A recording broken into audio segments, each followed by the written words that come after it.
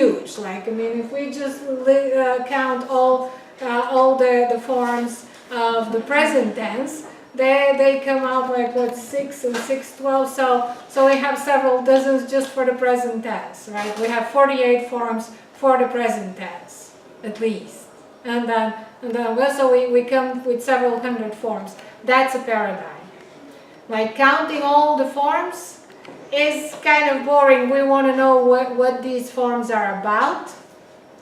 So what Turkish and English paradigms have in common is that in both cases verbs inflect for tense.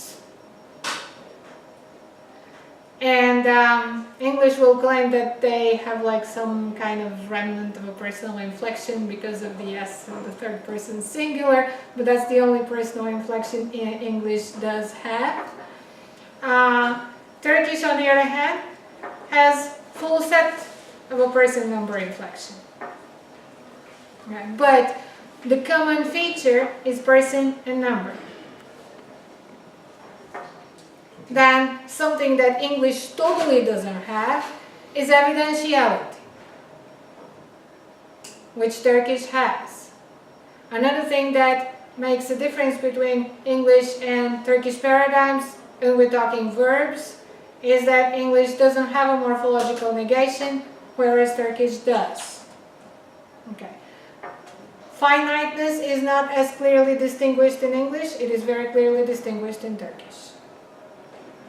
Turkish negation is inflection, is an inflection.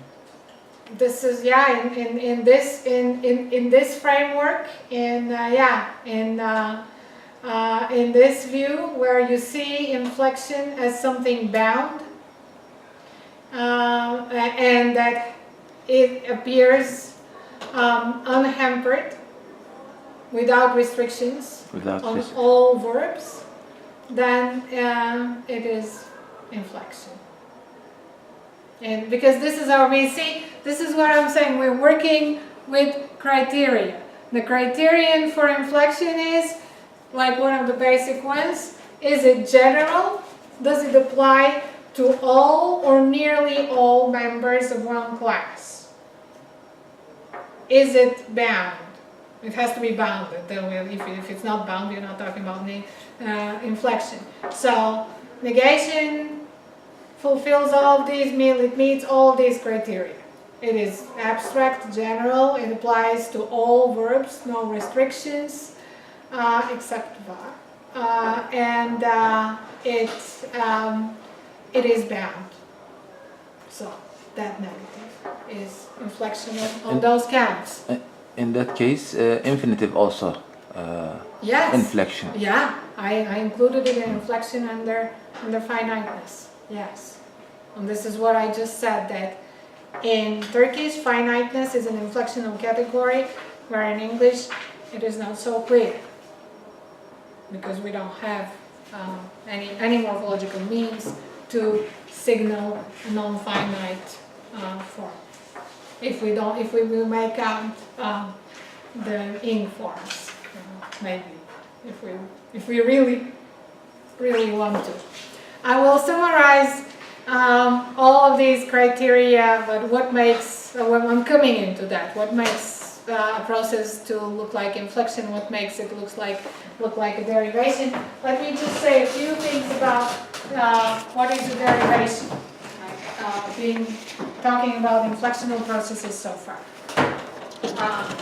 Derivations can be just about anything. You know, right after my dissertation, I decided I wanted to do something easy. And every time you decide to do something easy, you end up like a mud wire. But I decided to look at what kind of derivations exist from numerals as bases. And it turned out that, I mean, you can derive whatever. Like, I thought I would be like looking at ordinals, frequentatives, and maybe like something else. It's a huge list of things that you can derive from numerals. But common derivations that I list here, they include the causative, and it can go on verbs, on nouns, on whatever. Agent deriving, is also something very common. Quality deriving is also something that is very common. So cross-linguistically, those are the three derivations you are likely to see in most languages of the world. Many derivations, and you'll see many more, but like the list is huge, it is never ending, and there doesn't seem to be very many reasonable limits to what people will not derive. And I want to look at the Turkish causative, because as I showed you yesterday, it's something extremely interesting, and I'm sure there is a lot written on it. So, in Turkish causatives, they can be derived by three different morphemes. And we don't call them allomorphs, because we don't think of causatives as inflectional. Why? Well, I mean, they are widespread. They go on a lot of things. One of these, depending, hopefully, on the form of the verb, you will decide which one to use, but that's probably, I mean, in some cases it is, like in T will go on stems ending in a vowel, but the der and the vowel that will change depending on the form of the stem, it is not so clear, at least not to me. Now, some verbs, like split or drink, you will get causatives that will get you exactly that causative meaning, to make drink, make split. Other verbs, well, you get like when you make somebody die, you kill them. But you're gliding into a different sense. So that derivation will change your sense. And with chuk, is it chikmak or chik? Chikmak. Chikmak. Okay, so it's chikmak. Yes, I wrote it wrong. Sorry about that. So here you have a definite change of meaning. Make exit and you're extracting and you're drilling, you're doing whatnot. There is nothing in Varmak that prevents it from combining from one of these suffixes, but it doesn't for some reason. And it says it doesn't. Vardırmak yok. Do you guys say? No? Okay. Okay. So see, there is something, this is what you cannot not put a tense suffix on a Turkish verb. But you can totally, if you decide, you're free to decide if you want to derive a causative or not. And some verbs won't take a causative for whatever reason. Sometimes there won't be any reason at all. So this is completely haphazard, unpredictable. Application or non-application. It's very productive, it is there, but we don't know its stretch, it's impossible to predict its results, we don't know its limits. There is more to it. In some verbs, like demek, say, you will have like both of these suffixes, but they will not add to two agents, because essentially what you do with a causative, you're adding an agent into the action. Here you continue to have one agent, although you have two suffixes. So there is this this in linguistic jargon is called non-compositionality. Compositionality refers to the fact that you have a root and you have a suffix that means something. In this case, the root means split, the suffix means to cause, and then you have the infinitive, you get something that means to make split. So the meaning, the sense that we get can be calculated from the parts of the word. İkili fail oluyor o zaman. Öldürtmek deyince biri birine yaptırtmak oluyor. Evet, işte başkası devreye. Son dördüncü kişi gibi olmuyor mu hocam? İşte iki fail diyor. Two agents. Olmayan adı Türkçe neydi? Dördüncü kişi olması. Fail mi? Yok, hayır. Yani bunların... Ettirgen? Ha, ettirgen. Evet. Etken. Bu olduğundan değil mi? Yok, bu ettirgen. Bu ettirgen. Öyle bir ayrıma gerek yok. Are you saying that there are two agents here? Yes. Yes? Okay. Well, I can't argue with that. I was told that they weren't. So, okay. So we take that off. But there is something else you can have in derivation that you cannot have in inflection. Cork muck, okay? Like be afraid or scared. Non-causative, causative, and regularly derived. But it tells me there is no such a root. So that's your cranberry morph. And then We have such a morph. what does it mean? Which morph? Cork. You told me that there is no. That It's doesn't have a meaning. it was kurtar and kurtul. So kurtmak. No, I'm saying is there such a root in modern Turkish? Yes. Kork. Well, yesterday you told me that it wasn't. No, it was kurtarmak and kurtulmak. So kurt is a cranberry morphem. Okay. It's a different verb. Oh, it's a different word. Uh-huh. Well, okay. So Hocam Which one kaldırtmak is ne it? oluyor? Kaldırttırmak. okay, which one is it though? So I make Sonra my konuşuruz. point. Siz hocayı dinleyin. Kurtarmak. Kurtar. Kurtarmak. Mak. Okay, what does it mean? Rescue. Oh, that's to rescue. Okay, To save. to save. And then the causative is to save someone. Kurtul. So kurtul. Kurtul. To be rescued. Hayır ya. Kurtul. But that's not a causative. That's a That's passive. passive. That's a passive. But I mean, it doesn't matter. It's still the point is this does not exist as a root, right? It doesn't Yeah. have a Kurtarıldı meaning. olur diyor. Evet, kurtmak diye bir fiilimiz olmadığı için bu bir fosilleşmiş gövde. Cranberry o. Ha. Cranberry yani Cranberry. cranberry. Yani, Cranberry. Cranberry. ha, işte özür dilerim cranberry. Okay, it's a cranberry. Cranberry. So this kind of phenomenon, cranberry if you liquor. have a morpheme, just like the kurt and the cran, they don't have a meaning. You cannot put any kind of like yorum here and get a verb, right? Kurtuyorum Okay. diyemiyorsunuz. Okay. There is no cranberry can only exist in this kind of compound. So it can only exist in a derived form. Bunun Türkçe'de aslında en güzel buna nasıl bir ad verilebilir derseniz aldayıcı morfem. Aldatmak var, aldanmak var ama aldamak yok. Dolayısıyla aldayıcı morfem denebilir yani. Çünkü cranberry biraz o. Yani cran diye bir şey yok. Cranberry morfem ama berry bir şey çağrıştırıyor. Yani buna aslında aldayıcı morfem denebilir. Hocam bir şey söyleyebilir miyim? Okay, so you can only have like roots. Aldatmak var, aldanmak var ama aldamak yok. Dolayısıyla buna aldayıcı morfem denebilir yani. Roots without a meaning can exist Nasıl? in derived forms.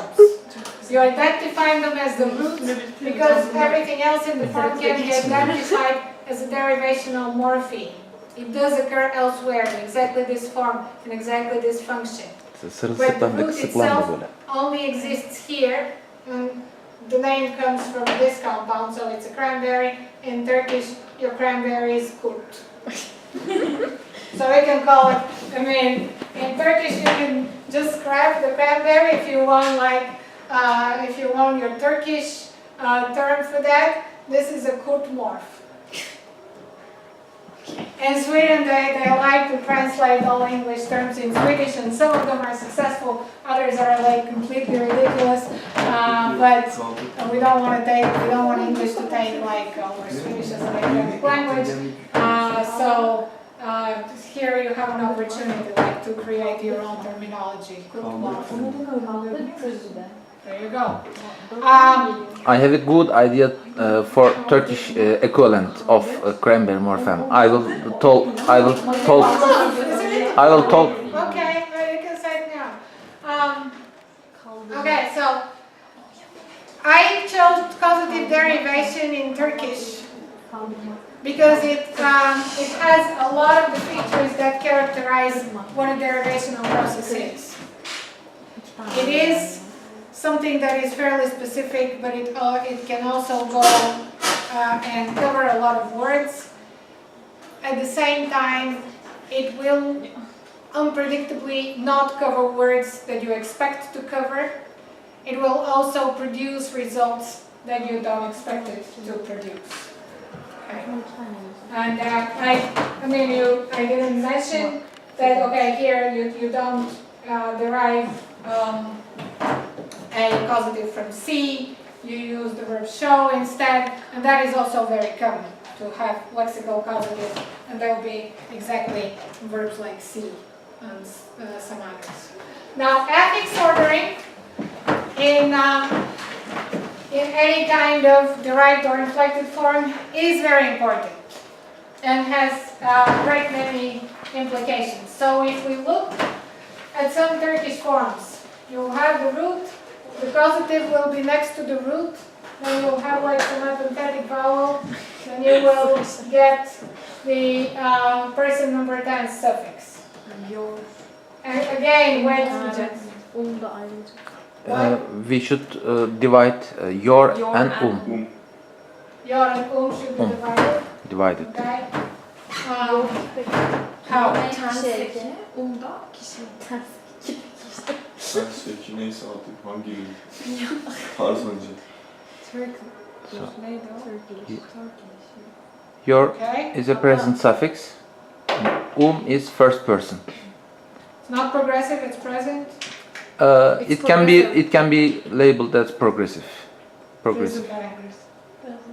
Present and progressive. That's even better. It's a defocalized progressive. Oh, what? Defocalized.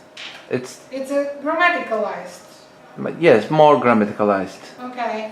Okay, so what is Is it an epenthetic It's an epenthetic vowel. It's an epenthetic vowel. Epenthetic. Okay.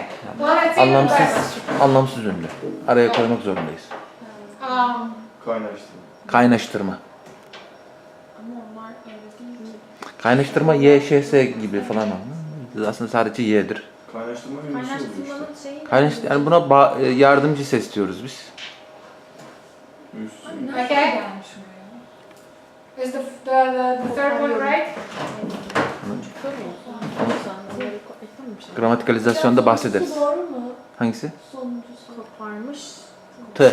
Okay, T and M also must be divided. Okay. T, no, it includes vowel. Yes. This T here past, Good. and first singular. Okay. Good. That's so much better. But this is not evidential anymore.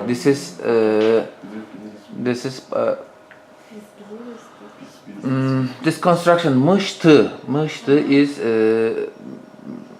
pluperfect. Yes, they are together. They are together pluperfect. O ne oluyor hocam? Yani I had done, Şeyin neyi? had done. Ama ne demek? Bilmem ne. Pluperfect. Evet. Past perfect. O şekilde. Pas. Hocam ona geçmiş zaman rivayeti gibi bir şey deniyor. Ya o hikaye onlar yani o uydurma şeyler işte aslı yok onların.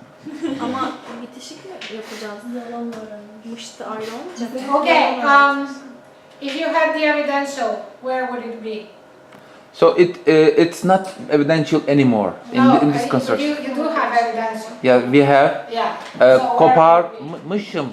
If I say koparmışım, evidently I split it. So it will be after that. Yes. Okay. Bu karışık bir şeymiş ya.